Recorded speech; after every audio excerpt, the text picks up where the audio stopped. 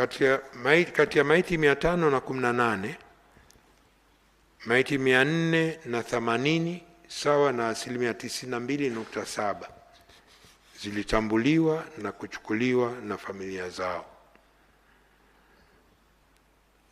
Mheshimiwa Rais, kwenye uchunguzi wa maiti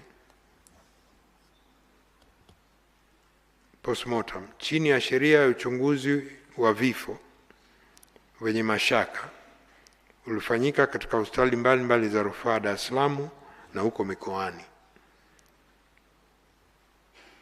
Uchunguzi huo zilifanyika dhidi ya maiti 260.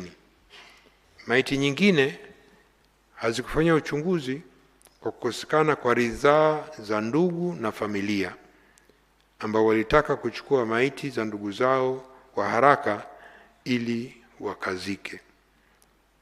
Kati ya maiti 260 zilizofanywa uchunguzi, nyingi zilibainika kuwa na majeraha ya kutobolewa na vitu vyenye ncha kali na kuvunjika katika sehemu mbalimbali za mwili.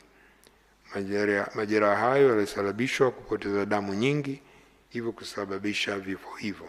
Nyingine aidha, kuna maiti 21 hazikuonyesha aina yote ya majeraha na maiti 6 zilikuwa na majeraha ya moto. Maiti ambazo hazikuchukuliwa na ndugu.